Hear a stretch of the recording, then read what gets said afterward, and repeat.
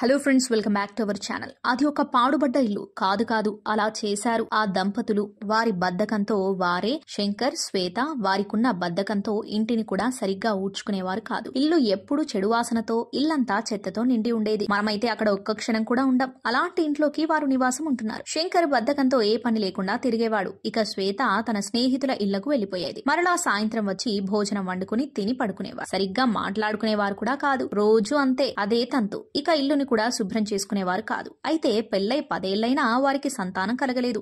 అందుకే ఆ ఊరిలో ఉండే ఒక సాధు వద్దకు వెళ్లి తమ సమస్యను చెప్పారు. అతను ఒక మహిమ గల పూల కుండీని వారికిచ్చి దానిలో ఒక పూల చెట్టుని నాటమన్నారు. అది ఎప్పుడు పువ్వు పూస్తుందో అప్పుడు నీ కడుపులో కాయ కాస్తుంది అన్నారు. ఒకవేళ ఆ చెట్టు వాడిపోతే ఇక నీకు పిల్లలు పుట్టే అవకాశమే ఉండదు అన్నారు. దాంతో వారు ఆ చెట్టుని జాగ్రత్తగా చూసుకునేవారు. మొదట చెట్టుకి ఎండ తగలడం లేదని ఒక కిటికీని శుభ్రం చేసి అక్కడ పెట్టారు. మరలా చెట్టు పైకి దుమ్మొస్తుందని ఆ రూమ్ మొత్తాన్ని శుభ్రం చేశారు. అయితే వారికి మిగతా రూమ్ల కంటే ఇక్కడికి వచ్చేటప్పటికి ప్రశాంతంగా ఉండేది. అందుకనే ఒకనాడు ఇద్దరు మాట్లాడుకుని ఇల్లంతా ఊడ్చుకొని బూజులు దులుపుకొని నీట్ గా తుడుచుకొని ఇల్లుని మెరిపించేశారు. అప్పుడు అర్థమైంది ఇన్ని రోజులు వారి జీవితాలు ఎందుకు అలా ఉన్నాయో. ఇక అప్పటి నుండి వారి ఇంటికి లక్ష్మి కళతో పాటు లక్ష్మీదేవి రావడం మొదలుపెట్టింది. భార్యాభర్తలు కూడా మరింత ప్రేమగా ఉంటున్నారు. ఒకనాడు చెట్టుకి ఎర్రటి గులాబీ పూసింది. ఆనాడే ఆమె హాస్పిటల్ కు వెళ్లి చెక్ చేసుకోగా డాక్టర్ ఆమెకు గుడ్ న్యూస్ చెప్పారు. అప్పుడే వారు నిర్ణయించుకున్నారు. మొదట వారు బాల్కనీ నిండా పూల మొక్కలు పెట్టారు. తర్వాత ఒక నర్సరీనే స్టార్ట్ చేశారు.